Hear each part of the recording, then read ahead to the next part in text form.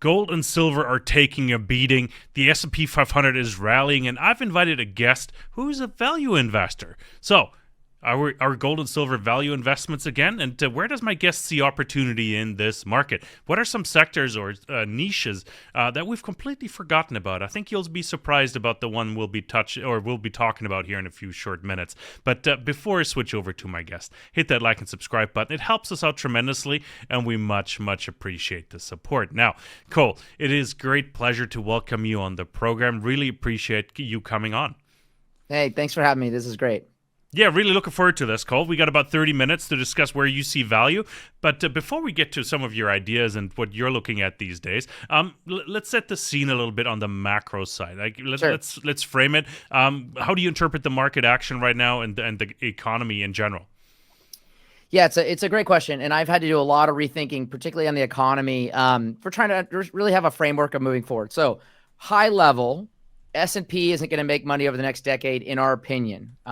Household of ownership of stocks, which is historically a contrary indicator, negative indicator, argues that this is the highest ownership ever. It's a pretty good harbinger of what's to come. Okay. Now that's the stock market. I think where people are misguiding, like most value people I run into, they'll be like, oh, the market's going to do terrible and the economy is going to roll over. It's going to be terrible. And it's kind of like this doomsday. I don't agree with that. I don't think we agree with that.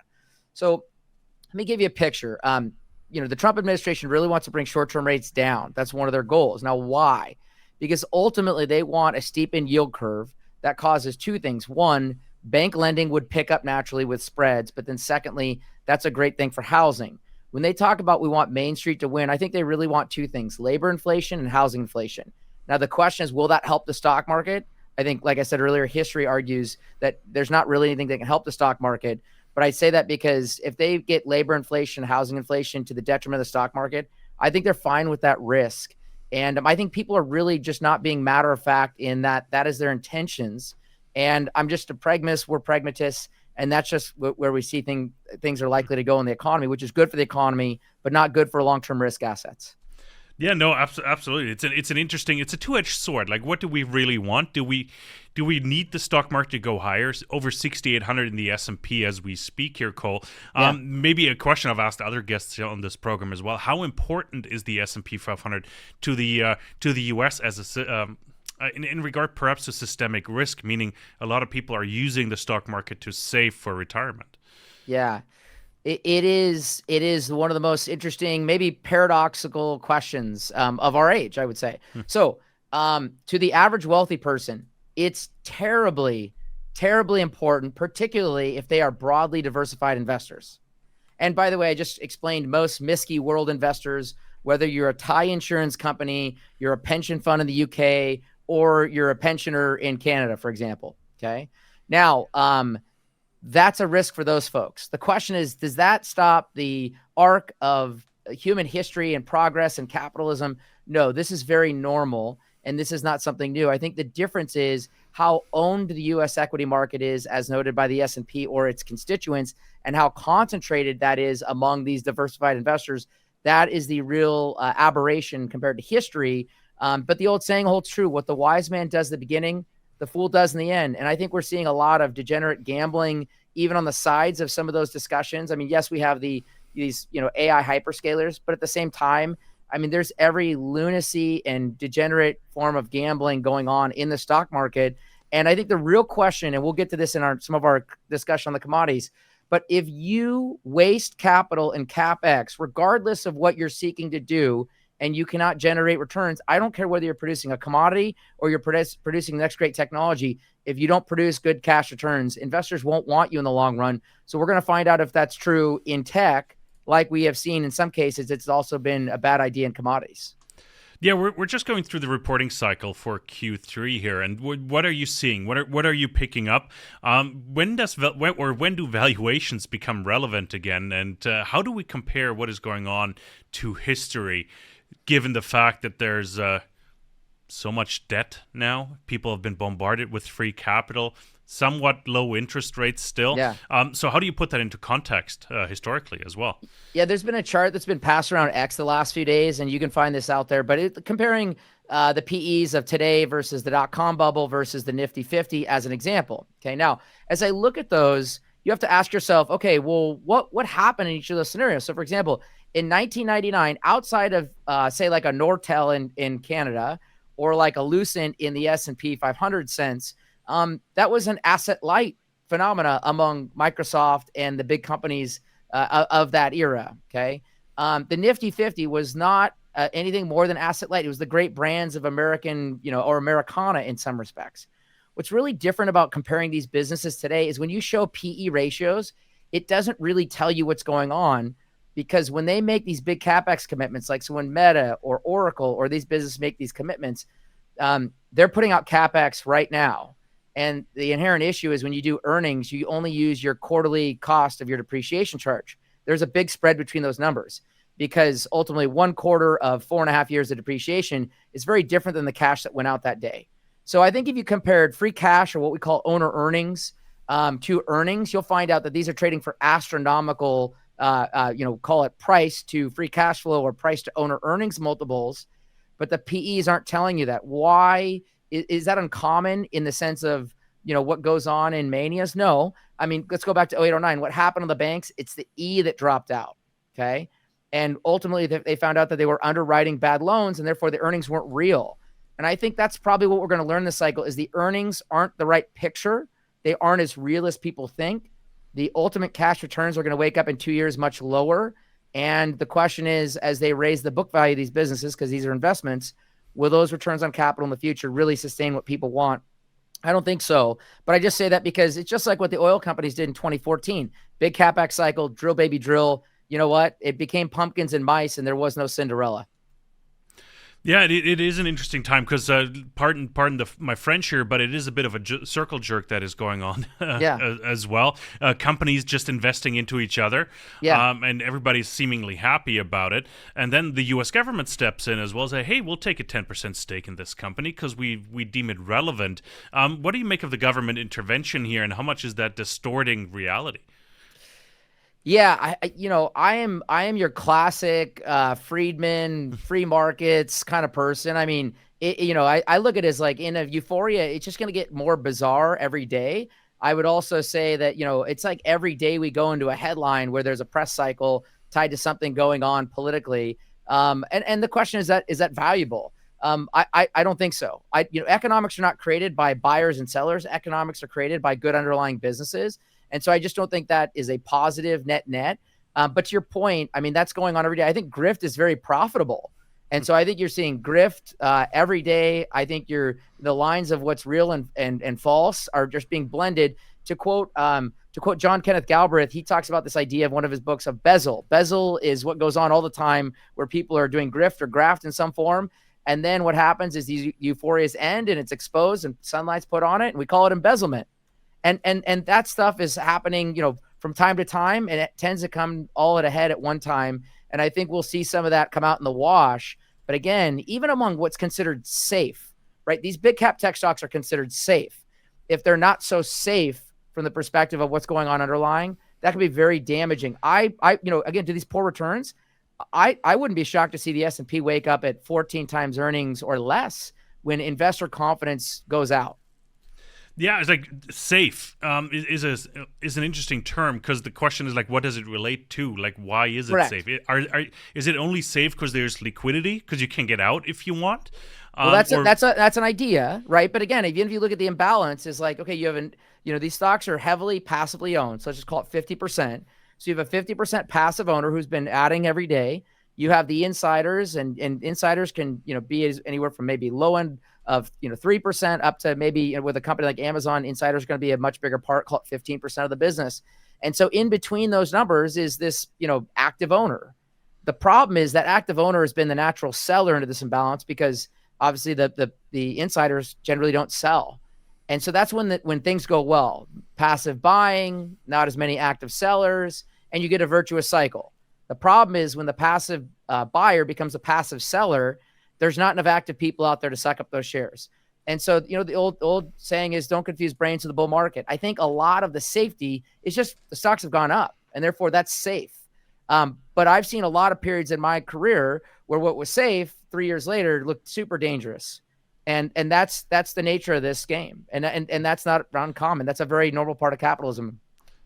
Yeah, it is interesting. Like you keep using interesting quotes. One is only idiots chase bubbles, and then it reminds me a lot of the crypto wipeout that we've seen about 2 weeks ago here, where investors completely got destroyed because they were 20 and even more leveraged into those cryptocurrencies. Are you seeing similar? Let's call them.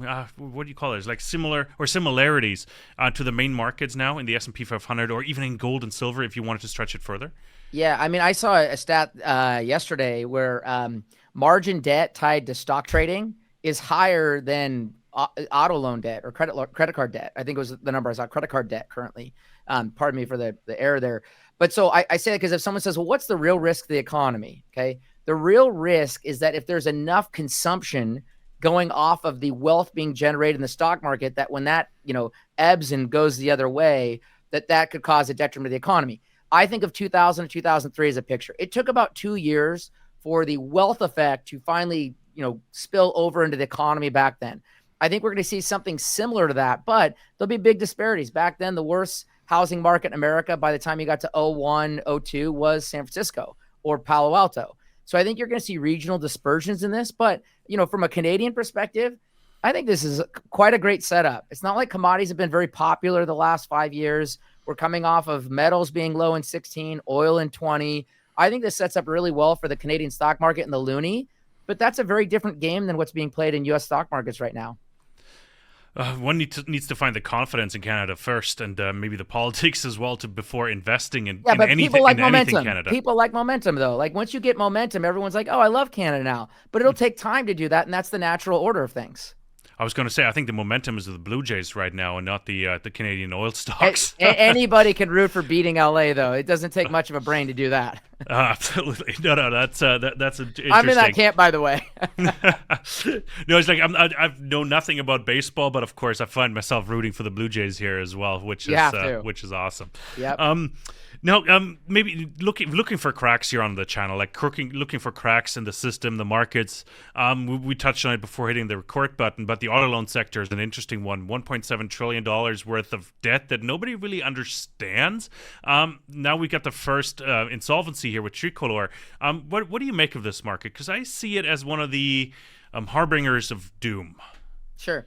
The subprime lending business in general, let's just go through the quick history of it. It's a terrible business in general. Great. We summed up the history of subprime lending. And I don't think people recognize that. It's a bad history. A lot of businesses have done really bad things in subprime lending.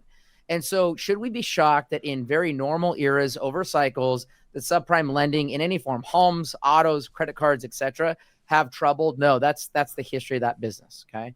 I think this comes down to who are the issuers and therefore who is going to go away or have trouble. Because again, it's a very poor history in this business. Now, does that go out and say, well, this tells us something about the economy? No, because like I said earlier, if short-term rates are going to end up at 2% and you're going to have, the 10-year treasury float around somewhere where it's at, and you're going to have mortgage lending come down, you're going to see a very strong economy continue to pick up. If anything, with all the panic and fears that have been put into the stock market and really the economy, tariffs, we're going to scare the daylights out of people on a subject that didn't need to come to a head in April.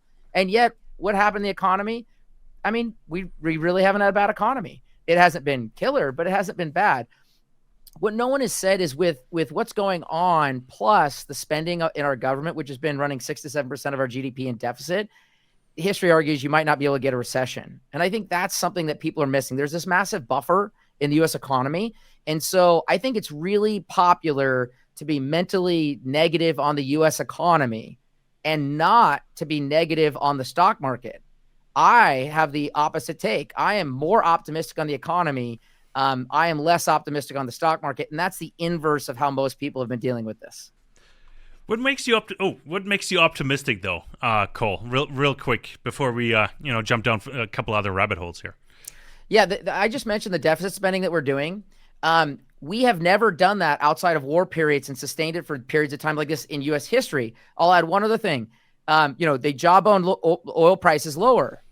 Well, what does that? Who does that help? Well, that helps actually the lowest incomes the most, because ultimately, gas spending would be a bigger part of their discretionary income.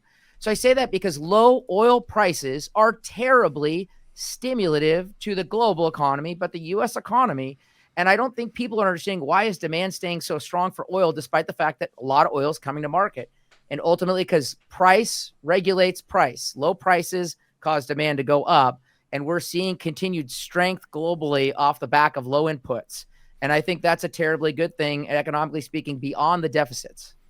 Yeah, I've been calling the low oil price as a QE for the people. It is. And but really, mostly non-U.S. I mean, like the emerging markets have got to just be having victory parades every week, because that is a big determinant, especially with a stronger dollar era and oil being high. That'd be a nightmare. But dollar's been weakening and oil's been weakening. Great for the global economy. Yeah, absolutely. No, I think that's the one thing that keeps the world turning right now is the low oil price, and Saudi Arabia keeping output high as well. Cole, we need to talk about the Fed real quick before we get on. I know you want to talk about oil and some of the valuations that you see and some value opportunities, but we need to talk about the Fed. What do you expect them to do? What should they be doing? We got the decision coming up here in about 48 hours as we record this. What do you think is going to happen? 25 basis point cut is kind of baked in. The question is, could they go bigger at 50? Who knows? And nor do I necessarily care. Okay. And here's why. Their goal is to get it down in the twos. They've made that very obvious from, Warsh commenting, Kevin Hassett, Scott Bessent. And so just take that at face value. I would always just say, take what's going on at face value. And again, I look at that as like, would I be doing that if I was the Fed chair? That's not my question to ask. I'm here to make money, picking stocks, trying to figure out where we can take advantage of markets, not try and figure out Fed policy. And I think it's a big mistake to try and think that you're smarter than the Fed, because they set the bounds and you deal with the problems. So, I just look at they want an economy of pickup and lending.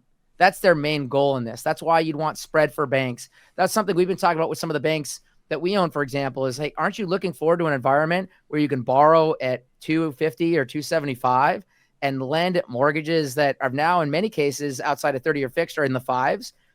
Collecting 200 to 300 basis points in bank lending always makes you want to lend.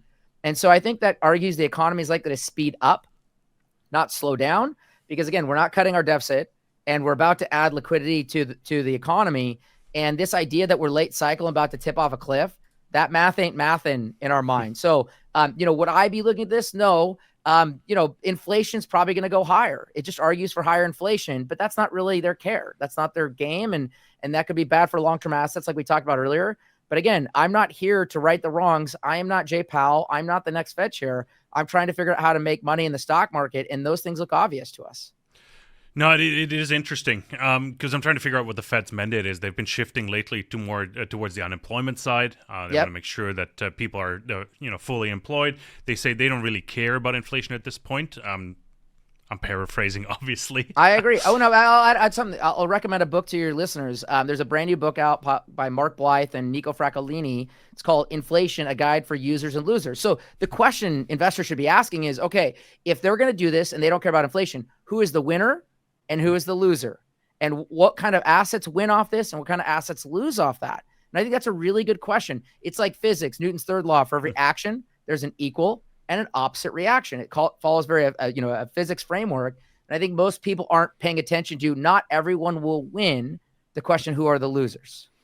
Give us the cliff notes. Who's going to win and who's going to lose? Like I talked about in housing inflation, I look at this as an era where the government's willing to spend, keep rates subdued in such a way that is not long-term good for long-term asset owners. But again, I think it's good for households and I think it's good for work. So if someone's like, Cole, labor versus capital, who's going to win? I'd say labor. It looks very obvious that labor is going to win. Why would I say that? Are we having a lot of babies in the West? No, that means labor is becoming more scarce and we're running these big economies. So I think all those things are at play here. But again, in inflationary times, what is really interesting is if there's demand for your product. So we talked about oil. Is there demand for oil? Yes, we continue to find more and more demand. Well, in an inflationary time, I want to know that. If housing does well, guess what? That's a benefit to the people that build houses. There's things like that I think are very much sitting out there for investors. But at the same time, the idea being like, we're all going to end up wealthy in the stock market and we're all going to become, wealth management firms and everyone's going to get rich. And that's just the way this game's played. That seems very spurious. If you go back and look at periods of elevated inflation, which is what we're begging on, and say elevated be 4% or higher, it's not good for long-term assets. You'll find bond yields struggle in those environments. You'll find stocks historically struggle in those environments. So I think that is like the general framework that I would work off, to your point about the cliff notes. But that doesn't tell you what stock to own. That doesn't tell you which business is going to allocate capital. Well, all those things, that's for investors to decide. But I think that's a good framework to think about the forward picture. Yeah, we can't give away the whole secret sauce here, right? Our audience has to do a little bit of homework as well. Well, I wish it was that easy too. No, there's a reason why it's called hunting as well, right? So it's Yep. it's you got to put a little effort in, and time. You got to learn. Let's talk about some of the value ideas that you're looking at. And you hinted at oil and gas. Why is that sector of interest to you right now? Why has it been so forgotten? Yeah, I like thinking a lot about the capital cycle. So you don't want to go into industries where capital is readily available. So think, like we talked about the AI hyperscalers. They are throwing money at this problem. Historically, that means the diluted returns are coming because more capital and the same amount of money that was going to come anyway. It means the revenue relative to that capital or the profits are going down. Okay. Those aren't the kind of things that historically attract us. We like to find tight supply. And what we want to find is ultimately at some point demand stays strong or goes up. Because if you have tight supply and you have those factors running across it, it's always historically great. So think of the CapEx that went into the oil and gas space, both in Canada and say the United States during the early 2010s, particularly years like 2014. Massive increase of capital, and the outcome was terrible. We woke up with negative oil prices in 2020, and ultimately a lot of egg on everyone's face on either side of the border. It is what it is. Now, since then, what have we seen? Lack of CapEx, underinvestment really is a dominant theme. I could make that case across the general commodities market. You'll see a lack of investment that's come really from the high of 2011 to the low, really in the late 2010s or early 2020 in the case of, like we talked about, oil and gas. And why that's interesting to us, because it's just competition always ruins competence. But if you have an underinvestment cycle like we're seeing, what it means is at some point, the only way to rectify the underinvestment is price of the underlying goods got to go up in such a way that it incentivizes investment to finally show up years later. So, in commodity businesses, low prices are what cause high prices, is like the big, earth-shattering idea. So am I saying that we're going to end up with $60 oil and that's going to cause demand to go way up? No. That's not what I'm saying. I'm saying that ultimately demand just continues to grow at these prices, because if you think about this in, inflation-adjusted terms compared to $147 a barrel in '08, I mean, these are really cheap prices, historically speaking. So what's going to go on is the lack of investment will cause supply not to meet demand. And when demand continues to grow like it does, you're going to run into an environment where for demand to meet its supply, you're going to need higher prices for people to invest. So do I think 60 is sustainable? No. What I think is more likely long-term sustainable, especially with inflation, we're going to have to wake up at $100 again at some point. And the difference for these businesses, there's very little marginal CapEx needed to make way more money at $100. And this might argue to not grow production ever, because ultimately if you can get rich and you don't have to grow production, that's a pretty easy life. So, sounds pretty sweet. Absolutely. Cole, we're seeing a merger taking place right now, or a takeover offer by Cenovus to buy MEC Energy in Canada for their oil sands projects. Put some context around it for us, and to maybe run us through the highlights of the deal real quick as well before you give us your opinion on it. Yeah, so I mean, Meg had been a talked about buyout candidate for 20 years, is the long and the short of the story. Most people remember back that a Husky had taken a run at them unsuccessfully. And strategically speaking, Cenovus had a long time been a very easy tie-up because of what they have in common at Christina Lake, which is an asset that's Meg's sole producing asset that was right next door to Cenovus. Well, what caused this to happen was Strathcona, another publicly traded E&P that is Alberta-based and is recently public over the last few years, effectively took them in play by making a hostile offer for them. Just so you know, we own Strathcona, we own Cenovus, and we own Meg. And we'd owned those stocks for a while. And so I say that because this all made sense to us. I'll give you some cliff notes to the deal. You don't need a board and you don't need a management if you put these businesses together. So that's a savings in cost. A lot of your corporate office structure, a lot of those costs come out. So, using Cenovus's numbers, when they came out with their deal proposal to make their first friendly offer, they said $400 million of synergies or EBITDA savings, pre-tax income would be saved out of this deal per year. In my world, if you can save that much money pre-tax, people usually throw a 7 or 8 handle on that. So we're talking about $2.4 to $3.2 billion, or $2.8 to $3.2 billion of savings. And then there's other things like net operating losses that could be captured in the deal. So it's like someone walking and saying, by owning you, I can recognize $3.5 to $4 billion of Canadian value long-term by being your owner in lieu of your current owners. And that is the paradigm to think about the oil and gas business. In scale, the new owner makes more money than the old owner, even if the owners at large are combined in all stock mergers. And I think we're going to see this come up time and time again over the next 5 to 10 years. I think we're going to see more deal pickups because those numbers all math. And really what it is for every barrel of oil or barrel of gas that's coming out of the ground and the revenue that's coming in, how does it most efficiently drop to the bottom line, ultimately to get the shareholders and get the best allocation of capital? Here's what I've learned so far. Boards might not be the best allocation of capital, but share buybacks might be. And that's what a new owner can do, save costs on one thing. Things like vendors, other things like that are where natural synergies come from. And this does not go off under the heading of like deals at the top. This is deals like we said on the price of oil. This is deals closer to the bottom. So sounds like you're absolutely in favor of it as well. Just to put a positive spin on it, Cole, and maybe summarize it, you're all in favor for this deal? Not only would as of this morning's news, as probably seen, Strathcona has agreed to allow Cenovus to take over MEG. They've agreed to the price and terms at $30 a share, half stock, half cash, just so your listeners know. Mm-hmm. But I say that because Strathcona did get some assets in that process. But to your point, we're going to see this again. Next time you have me back on, we'll be talking about another merger. I'm sure we'll end up owning the company. We don't own many businesses in the space, just so you know. So these were 3 of our, call it 5 Canadian E&Ps that we own. And so this was a big deal to our investors. But I just say that because this is going to be a common thing. And I totally expect that we'll talk about this next time too, with another issuer who bought someone next door. And that's really, but it should cause people to be more focused and interested in the Canadian E&P business because there's powerful returns that can be sought from these mergers. Fantastic. No, Cole, really appreciate those insights. Maybe as a follow-up now, do you own any gold mining stocks?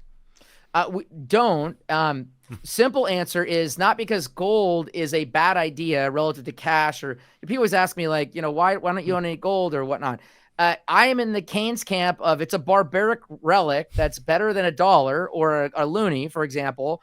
But at the same time, it's not as good as owning a company. The other issue I've historically seen is that like gold has outperformed a lot of the miners.